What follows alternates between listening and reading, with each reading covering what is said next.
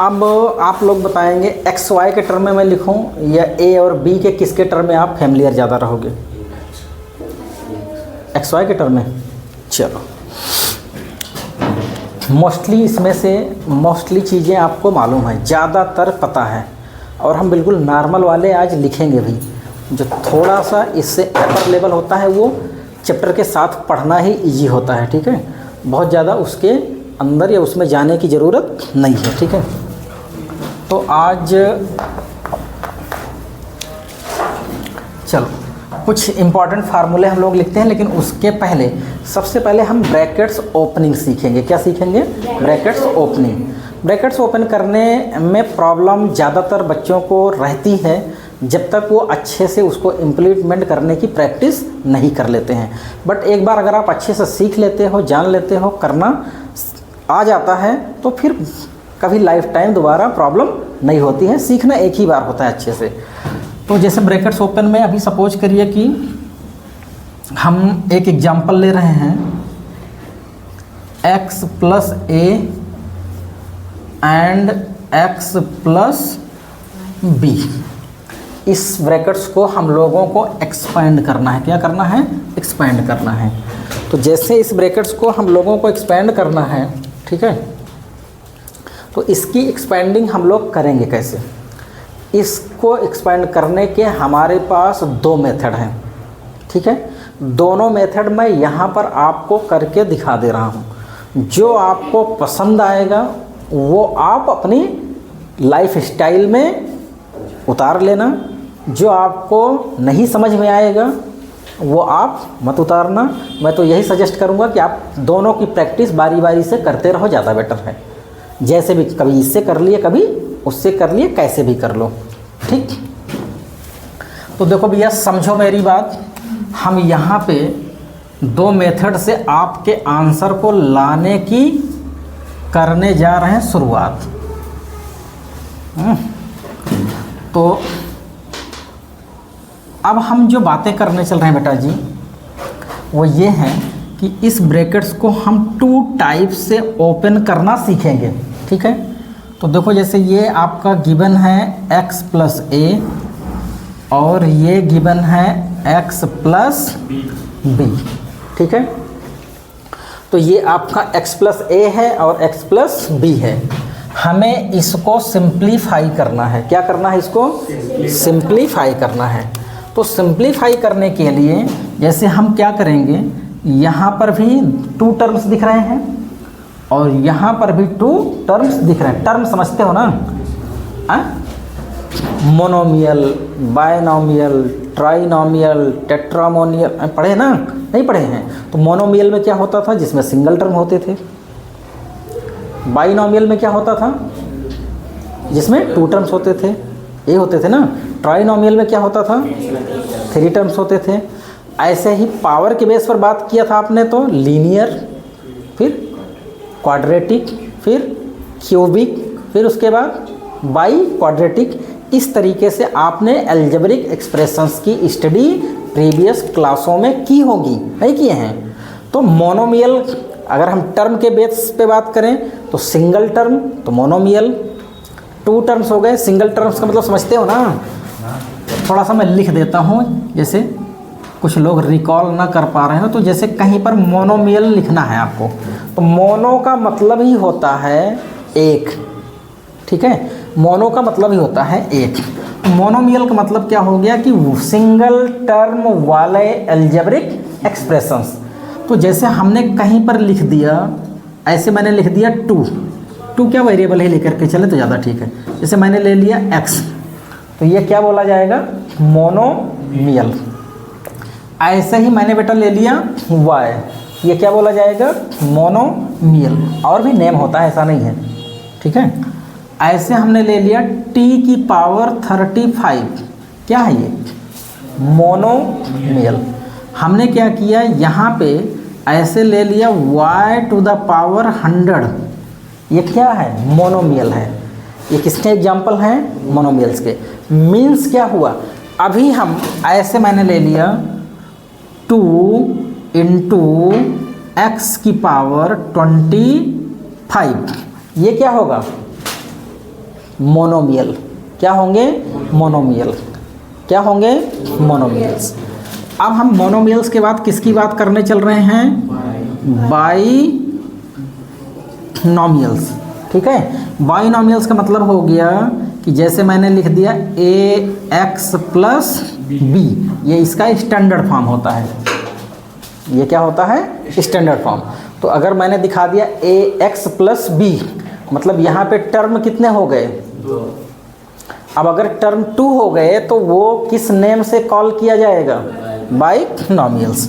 अब दूसरा एग्जांपल जैसे ले सकते हो 2x प्लस 3, ऐसे ही हमने कोई एग्जांपल ले लिया x प्लस 1, ऐसे ही मैंने कोई एग्जांपल ले लिया x की पावर 49 प्लस 1।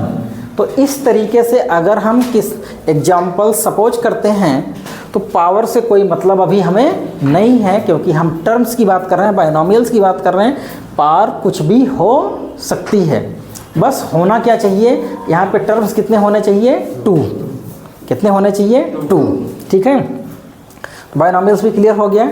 सिमिलरली अगर हम लोग बात करें ट्राइनोमियल्स की, किसकी हम लोग बात करें? ट्राइनोमियल्स की, तो इसका स्टैंडर्ड फॉर्म होता है ax plus b y plus c. अब यहाँ से आपको हम थोड़ा सा रिलेट कराना चाहेंगे। ठीक है, तो रिलेट कराने के लिए चलो हमने ले लिया यहाँ पे 2x प्लस 3y प्लस का 5, ये भी तो ax plus b y plus c के जैसा ही तो है, तो इसको क्या ट्राइनोमियल नहीं बोलेंगे? हैं? बोलेंगे। अच्छा चलो यहीं पर एक एग्जांपल हमने ले लिया, चलो x प्लस वाई प्लस का 7, क्या ये ट्राइनोमियल नहीं होगा? है, यह भी तो बेटा जी ट्राइनोमियल ही होगा। ठीक है, और ये भी आपका ट्राइनोमियल ही होगा। लेकिन इस ट्राइनोमियल के अंदर में 2 कैटेगरी है, मतलब उसी को बोलते हैं सीक्रेट।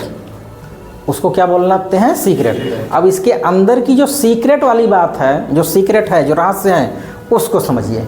यहाँ पर चाहे वो मोनोमियल हो, चाहे वो बाइनोमियल हो, चाहे वो ट्राइनोमियल हो, यहाँ पर जो भी कैटेगरी आपको देखने को मिलेगी उसमें केवल और केवल 2 ही चीज़ें प्रेजेंट्स होंगी। वो दोनों कौन कौन हैं? या तो वो वेरिएबल्स होंगे और या फिर वो क्या होंगे? कांस्टेंट होंगे। क्या बोला गया? या तो वो वेरिएबल्स होंगे या फिर वो क्या होंगे? कांस्टेंट होंगे। तो यहाँ पर हमने 2 बातें आपसे की। पहली बात आपसे मैंने क्या की है? वेरिएबल्स की। और दूसरी बात हमने आपसे किस चीज़ की है? कांस्टेंट की। समझ में आया या फिर से जाए बताया? तो अब वेरिएबल्स क्या होते हैं और कांस्टेंट क्या होते हैं, इनको मुझे समझना है। ठीक है, तो वेरिएबल्स मतलब जो चीज़ वेरी करे। वेरी का मतलब क्या है? बदल जाए, चेंज हो जाए। जैसे टाइम आपका क्या है? वेरिएबल है या कांस्टेंट है? टाइम क्या है? वेरिएबल है। बट ये जो बोर्ड है ये वेरिएबल है या कांस्टेंट है? कांस्टेंट का मतलब होता है फिक्स। फिक्स का मतलब हो गया कि इसको हम घटा बढ़ा नहीं सकते हैं। ये जहाँ है, जैसा है, जितना है, ये ऑलवेज, अगर ये 4/8 का है तो ये ऑलवेज 4/8 ही मिलेगा। चाहे ये मेरे घर में हो, चाहे ये मन्नत के घर में हो, और चाहे ये रघुराज के घर में हो, या दुनिया में कहीं पर भी हो, इसकी पोजीशन आप चेंज कर सकते हैं, बट ये ऑलवेज 4/8 में ही। तो ये क्या है? कांस्टेंट। मतलब जहाँ पर जिस टर्म पर हम अपनी तरफ से कोई भी चेंज ना कर सकें या हम उसमें कोई चेंज ना ला सकें, ठीक है, उसको क्या बोला जाता है? कांस्टेंट, मतलब फिक्स वैल्यू। इतनी बात क्लियर है? वेरिएबल की बात क्या हो गई कि जहाँ पर हम जो भी सोचें, जैसा भी सोचें, जितना भी सोचें, ठीक है, जैसे भी सोचें, जिसके लिए सोचें वो वहाँ पे चेंज वैसा हम कर ले जाएं तो वो क्वांटिटी क्या होती है? वेरिएबल क्वांटिटी होती है। अब हम कैसे वेरिएबल और कांस्टेंट को डिफरेंशिएट करें, मुद्दा ये भी आ गया। कभी कभी क्या होगा कि वेरिएबल और कांस्टेंट चोर चोर मौसेरे भाई बन जाएंगे। चेहरे दो होंगे, जैसे रावण के चेहरे कितने थे? 10 कंधर बोलते हो ना, रावण के 10 चेहरे नहीं देखते हैं, तो जैसे चेहरे 10 थे लेकिन वो थे क्या एक्चुअल में? एक ही। ठीक है, तो वैसे ही वेरिएबल के साथ अगर कांस्टेंट लगा है तो या सेपरेट है तो कैसे हम ये आइडेंटिफाई करें। तो ये बहुत ही इम्पॉर्टेंट बात है जो अब मैं बताने जा रहा हूँ, उसको बहुत ध्यान से सुनिएगा, समझिएगा। अब यहाँ पर एक टर्म ये हो गया, दूसरा टर्म ये हो गया और तीसरा टर्म आपका ये हो गया। अब मैं जिससे पूछूंगा वही बताएगा। ठीक है, अब यहाँ पर एक टर्म ये है, एक टर्म ये है, एक टर्म ये है, प्लस लगा हो चाहे माइनस, प्लस माइनस जैसे ही दो लोगों के बीच में आएगा वो क्या करेगा? टर्म बना देगा। ठीक है, सेपरेट कर देगा। जैसे ये दीवार ना बनी होती तो रूम नहीं था, हॉल रहता, दीवार आ गई, प्लस माइनस मतलब क्या हुआ? एक बाउंड्री, एक दीवार। ठीक है, तो प्लस माइनस आएगा तुरंत टर्म को डिवाइड कर देगा। तो पहले मैं सिखा देता हूँ तब पूछता हूँ, ज़्यादा बेटर रहेगा। ठीक है, तो जैसे यहाँ पे 2x लिखा हुआ है, यहाँ पे 3y लिखा हुआ है और यहाँ पर क्या लिखा हुआ है? 5 लिखा हुआ है। तो जितने भी अल्फ़ाबेट यूज किए जाते हैं, अल्फ़ाबेट समझते हो, A B C A से लेकर के Z तक, वो अल्फ़ाबेट जितने भी आप यूज करोगे कहीं पर, वो सब के सब क्या होते हैं? वेरिएबल्स होते हैं। और 1 2 3 4 5 इस तरीके के जो नंबर यूज होते हैं ये होते हैं कांस्टेंट। ये तो हम दो अलग अलग बातें हम कर लिए आपसे। मैंने क्या बोला कि A से Z तक जो मेरे लेटर्स हैं उसमें से भी कोई भी लेटर्स आप लोगे वो ऑलवेज क्या कहे जाएंगे? वेरिएबल्स।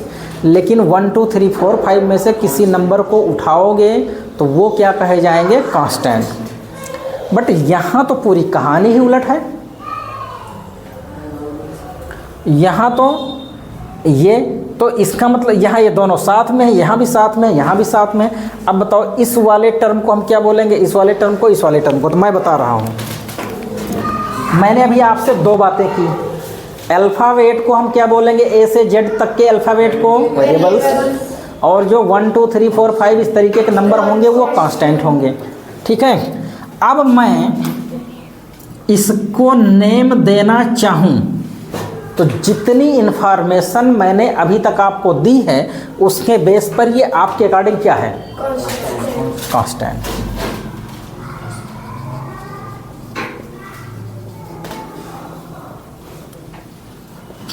भाई जितनी इन्फॉर्मेशन मैंने अभी आपको प्रोवाइड की है उस इन्फॉर्मेशन के अकॉर्डिंग, उतनी स्किल के अकॉर्डिंग इसको आप क्या बोलोगे? 5 को कांस्टेंट। अब चलो यहाँ की बात करिए, तो यहाँ पर कांस्टेंट भी है और वेरिएबल भी है, तो अब इसको क्या बोलेंगे? Constant variable. अरे भाई पहला कांस्टेंट है और दूसरा क्या है? तो नेम क्या होगा इसका? कांस्टेंट। जैसे साउथ वाले नेम रखते हैं, जैसे तरुण प्रकाश, मतलब पापा का नाम है ओम प्रकाश तो हैं, और बाप बेटे का नाम है तरुण, तो नेम क्या डाल देते हैं? तरुण प्रकाश। जैसे तुम्हारा क्या नाम है बताओ? शिव विनायक। अब इनके पापा का नेम है शिवनेत्र। ठीक है, और तो इनके पापा का पहला अक्षर और बाकी उन्होंने दूसरा अपना ऐड कर दिया। ठीक है, तो वैसे ही मोस्टली लोग क्या करते हैं? उससे जोड़ करके लिख देते हैं। तो अब क्या किया जाए? इसका नेम क्या लिखा जाए? Constant variable. कितने लोग इस पर एग्री हैं? जो नहीं एग्री हैं अभी उनसे भी मुलाकात करेंगे। इसका नेम क्या होगा?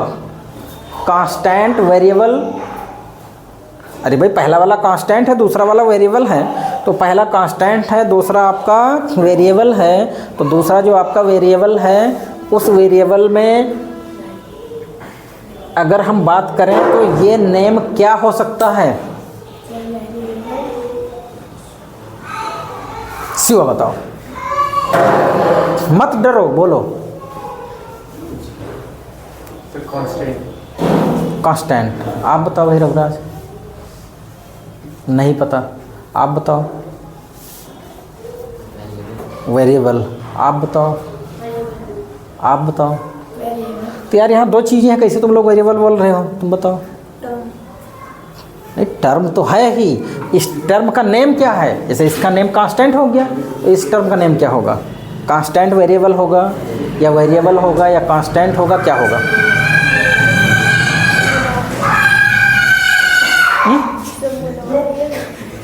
मोनोमियल? कोई बात नहीं, चलो आहना जी बोलो भाई। वेरिएबल। अभी तक केवल 3 लोगों का आंसर, 3 के 4 लोगों का आंसर आया वेरिएबल। ठीक है, तो जो लोग डाउट में हैं, कन्फ्यूजन में हैं, कोई बात नहीं है, ना डाउट में रहिए ना कन्फ्यूजन में रहिए। जैसे अभी ये वाला झोला उठाओ तो। अब जैसे ये, इसका नेम क्या होता है भाई? झोला नहीं भाई। क्या बोलोगे? पाउच। अब ये पाउच है, ये आप लुल्लू मॉल में गए, ठीक है, लुल्लू मॉल में आप पहुंच गए और उस लुल्लू मॉल में इसको आपने ऐसे देख लिया, कहीं पर ये किसी भी शॉप पे टंगा हुआ है, तो अब इसका नेम क्या बोल रहे हो? पाउच। पाउच। बट अब ये पाउच लेके यहाँ कौन आया है? अरे नेम उनका कुछ होगा, क्या नेम है? लड़की नेम थोड़ी होता है। क्या नेम है? बताओ इनको नाम अपना। सृष्टि। तो अब अगर कहा ये जब शॉप के अंदर था तो इसका नेम क्या कहा आपने? पाउच। अब लेकिन ये किसके पास है? सृष्टि के पास, तो क्या बोलोगे?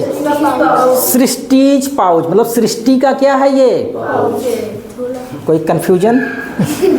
चलो बैग उठाओ, बैग उठाओ एक ना, ला। चलो अब जैसे ये मान लीजिए कहीं पर किसी भी शॉप के अंदर ये ऐसे हैंग है, टंगा हुआ है। अब आप मम्मी के साथ, पापा के साथ या अपने जानने वालों के साथ गए, तो वहाँ पर क्या बोलोगे? शॉप के अंदर बैग। लेकिन अब ये बैग जो बच्चा लेकर के आया है, कौन लेकर के आया है इसको? सृष्टि। तो अब क्या बोलोगे? सृष्टि का बैग। मतलब अब समझिए, जब तक इसका कोई ओनर नहीं था, ये अकेला था, इसके आगे पीछे कोई नहीं था, तब तक तो ये सिंगल कांस्टेंट था। अब यहाँ से कॉन्सेप्ट क्या बना कि जब किसी भी कांस्टेंट को किसी भी आप वेरिएबल से मल्टीप्लाई कर देते हो या फिर इसको डिवाइड कर देते हो, चाहे वेरिएबल को इससे डिवाइड करो, चाहे वेरिएबल को से इसको डिवाइड करो, चाहे इसको इससे वेरिएबल को डिवाइड करिए, चाहे आप मल्टीप्लाई कर दें, चाहे आप डिवाइड कर दें, ऐड सब्ट्रैक्ट नहीं चलेगा। चलेगा कौन? मल्टीप्लाई और डिवाइड। मतलब कहना क्या है हमारा कि चाहे आप इसको 3y लिखो, चाहे आप इसको 3/y लिखो, चाहे आप इसको y/3 लिखो, आप इन तीनों में से कुछ भी लिखो, ये तीनों कंडीशन में पूरा का पूरा टर्म क्या बोला जाएगा? वेरिएबल। समझ में आया या फिर से जाए बताया? क्लियर हो गई बात?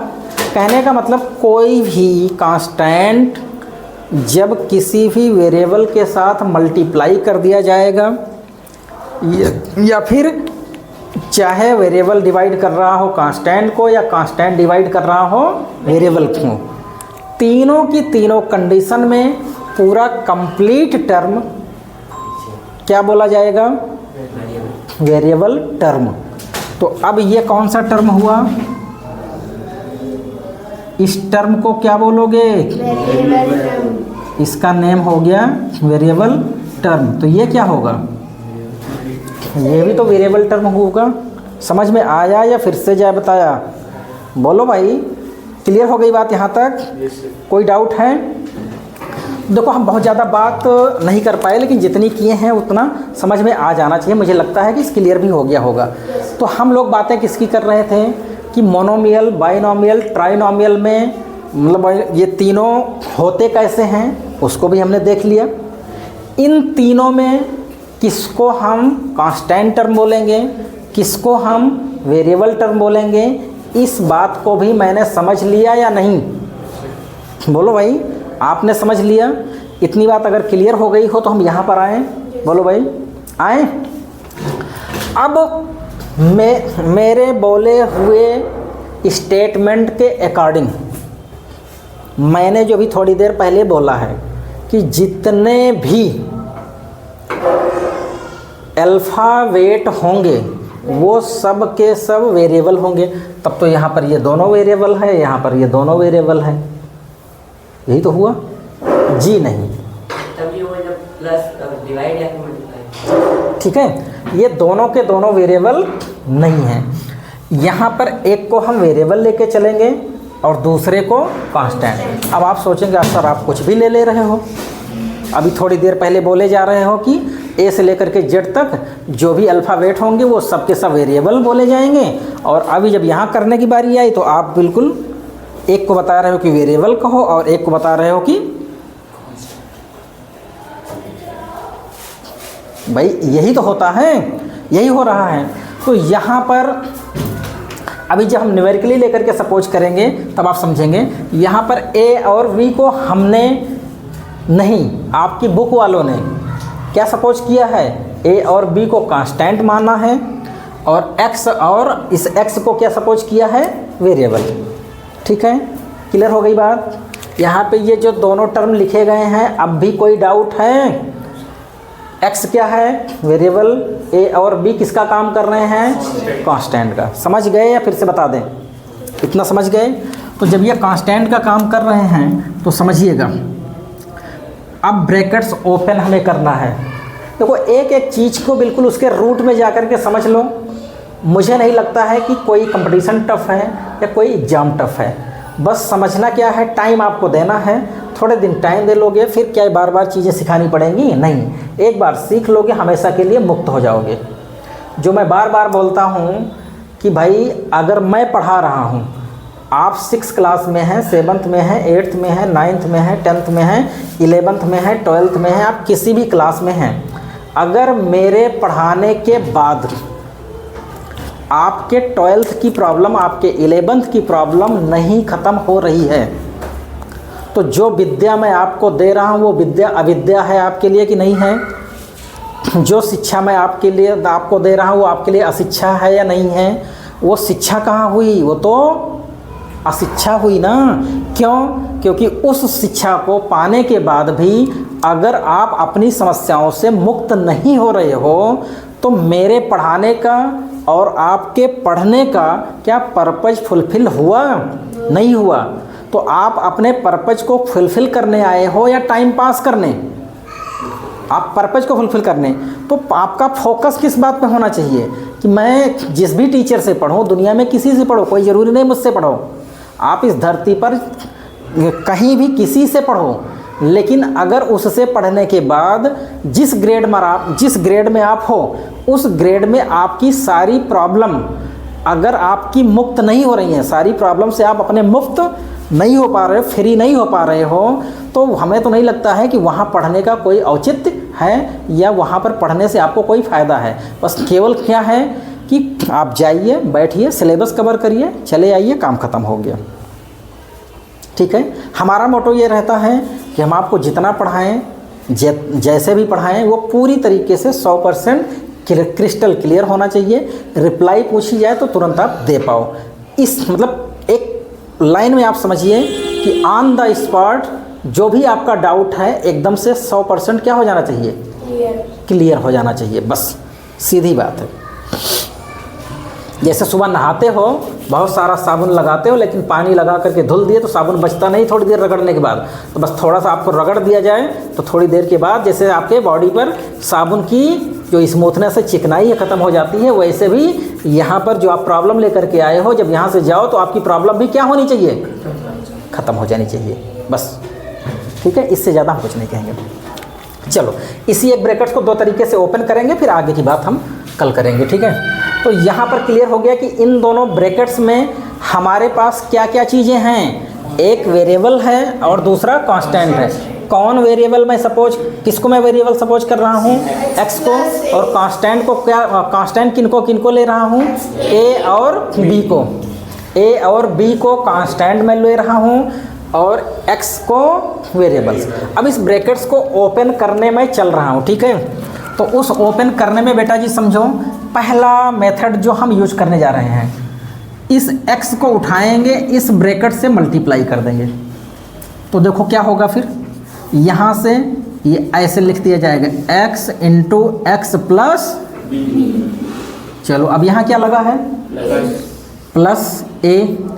अब इस a से फिर हम क्या करेंगे, इस ब्रैकेट्स को मल्टीप्लाई कर देंगे।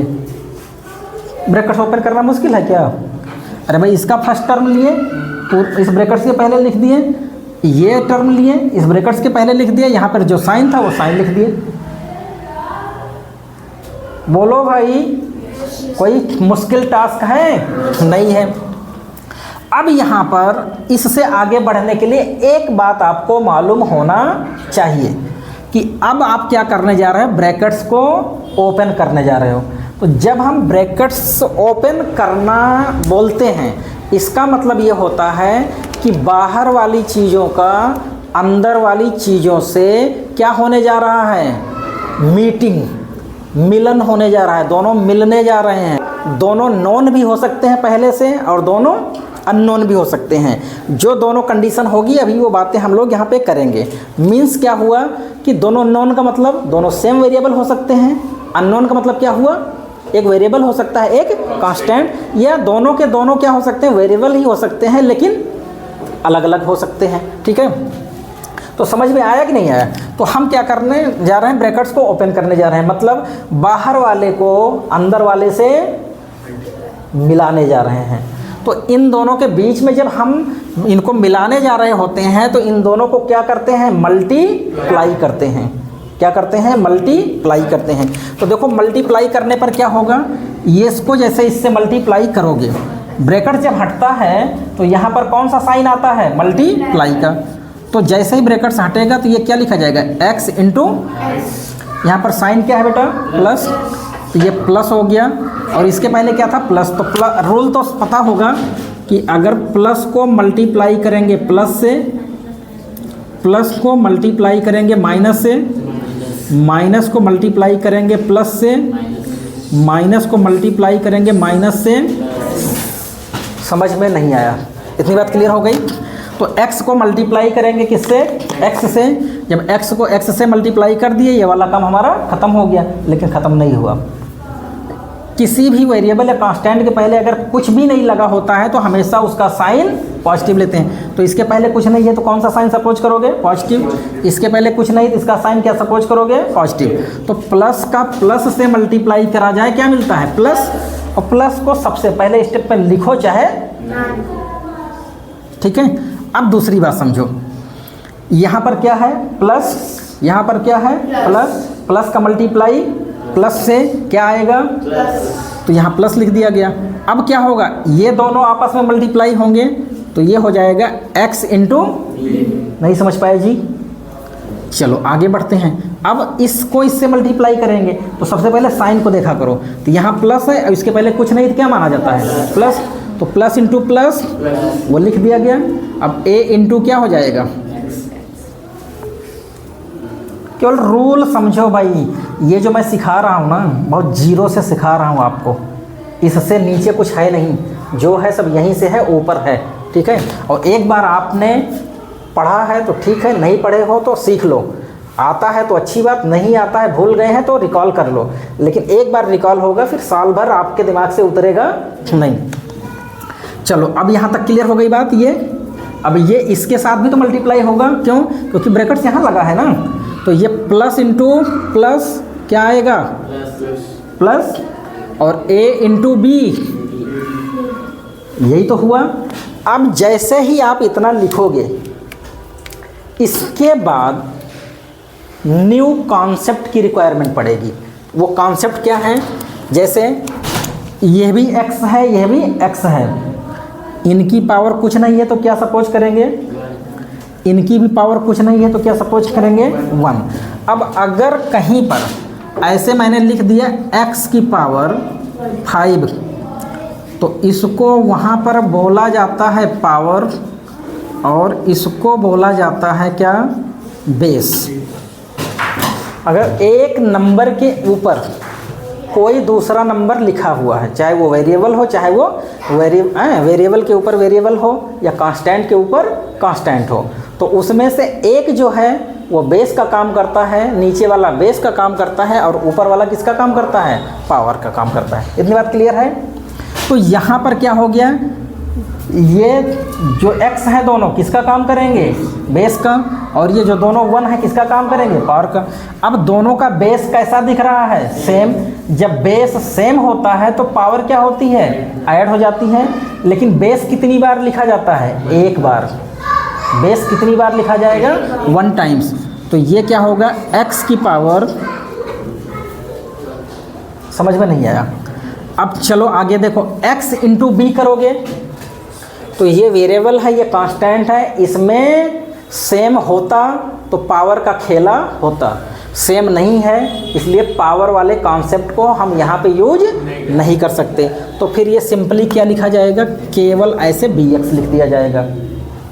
तो ये वाला फिर क्या लिखा जाएगा बताओ? ये ax हो जाएगा। ये क्या होगा? ab हो जाएगा। यहाँ पर पावर वाले रूल को हमने क्यों नहीं लगाया? क्योंकि बेस सेम नहीं थे। ठीक है, तो अब x की पावर कितनी हो गई? 2। इसके बाद ये क्या हो गया? bx क्या हो गया? ax प्लस क्या हो गया? क्या ब्रैकेट्स खोलना समझ में आया या फिर से जाए बताया? अब यहाँ पर एक स्टेप्स और बनता है बेटा, वो बना लो। ठीक है, नहीं कहोगे सर ने तो सिखाया नहीं। यहाँ x है, यहाँ x है, इसको क्या करोगे? कॉमन। जब दो टर्म में कोई दो चीज़ें सेम दिख जाती हैं तो उसको क्या करते हैं? कॉमन लेकर के बाहर निकाल लेते हैं। यहाँ से x बाहर आएगा, क्या बचेगा? b। यहाँ से x बाहर आएगा, यहाँ क्या बचेगा? a। और ये क्या हो गया बेटा जी? कुछ नहीं समझ पाए बेबी? अब आपने कॉम्यूटेटिव लॉ पढ़ा है ना, एडिशन रूल और मल्टीप्लिकेशन रूल। एडिशन रूल में ए बी क्या पढ़े हो baby? a plus b is equal to b plus a, मतलब 2 plus 3 is equal to 3 plus 2। 2 plus 3 क्या आएगा? 5। 3 प्लस 2 क्या आएगा? 5। समझ नहीं पाए? समझ नहीं पाए? बोलो भाई, क्या इतनी बातें समझ में आ गई? मतलब क्या हुआ? चाहे 2 प्लस 3 लिखें, चाहे 3 प्लस 2 लिखें, दोनों से आंसर सेम आएगा। तो क्या इस b प्लस ए को हम a प्लस बी लिख सकते हैं? बोलो भाई। तो हम इसको a प्लस बी लिख दें तो कोई इफेक्ट पड़ेगा, और ना लिखें तो कोई इफेक्ट पड़ेगा? नहीं पड़ेगा। बस इफेक्ट इतना है, a पहले आता है, b बाद में आता है। केवल थोड़ा सा आपको पढ़ने में ऑड लग रहा है, बस इतनी सी बात है ना, बाकी और तो कुछ है नहीं। तो चाहे a प्लस बी दिखाओ और चाहे b प्लस ए, दोनों बातें आउटपुट हमेशा क्या देंगी? सेम। तो क्या इस तरीके से ब्रैकेट्स ओपन करना थोड़ा बहुत समझ में आया या बेटा जी फिर से जाए बताया? दूसरा मेथड देखो इसका, ये इतना लंबा नहीं है ना, उतना टाइम लेगा। क्या है बेटा जी? x प्लस ए, यहाँ पर क्या है? x plus B. x plus A and x plus B. समझो, एक बार इस x से इसको मल्टीप्लाई कर देंगे, एक बार इसी x से किसको मल्टीप्लाई कर देंगे? इनको। तो x को x से मल्टीप्लाई करोगे क्या आएगा? सीख चुके पीछे। x को b से मल्टीप्लाई करोगे क्या होगा? bx। ठीक है, अरे कर चुके ना ये। अब यहाँ से देखो, इस a से एक बार x को मल्टीप्लाई करेंगे, इसी से एक बार। अभी भी समझ में नहीं आया? बोलो भाया। बोलो भाई। तो आया तो a इंटू क्या होगा x और a इंटू बी क्या होगा ए बी। ध्यान से देखो बेबी, यही वाला रिजल्ट तो आ गया। बोलो यार, रिजल्ट यही वाला है ना। बाकी तो नीचे का दोनों अरेंजमेंट आपको नहीं आता है, वो तो न्यूमेरिकल वैल्यू के फॉर्म में होगा। तो इसको मैं जनरली क्या लिख दे रहा हूँ, x कॉमन लेकर के b प्लस ए प्लस का ए बी, या फिर इसी को मैं लिख दे रहा हूँ a प्लस बी। अब तो किसी को पूछना तो नहीं है क्यों लिख रहे हो भाई। एडिशन लॉ हमने किसका अप्लाई किया, कॉम्यूटेटिव लॉ का। समझ में आया या नहीं आया। तो एक सिंगल ब्रैकेट्स आज हमने इसको ओपन किया है। कल की क्लास में हम इसके बेसिस पे कम से कम 5 से 6 क्वेश्चन खुद से बनाएंगे। मैं नहीं बनाऊंगा, कौन बनाएगा, आप लोग खुद से बनाओगे, खुद से ब्रैकेट्स को ओपन करोगे और करके चेक कराओगे, तब हम दूसरे ब्रैकेट्स पे आएंगे, फिर तीसरे पे आएंगे, फिर चौथे पे आएंगे। फटाफट कर लें। एक सीखने में थोड़ा सा मुश्किल होता है, एक जब आप अच्छे से समझ जाते हो तो दूसरे तीसरे में जो थोड़ी थोड़ी सी प्रॉब्लम्स हैं, बस उसी का हिंट पा जाओगे तो अपने आप करते चले जाओगे। इसलिए फर्स्ट टाइम सीखने में फुल फोकस होकर के सीखिए। बिल्कुल डरने घबराने की ज़रूरत नहीं है। टेंशन फ्री होकर के आप अपना सफ़र तय करिए, टेंशन लेने की ज़रूरत नहीं है। ठीक है, तो हम लोग क्या करते हैं, इससे आगे की बात कल की क्लास में करते हैं।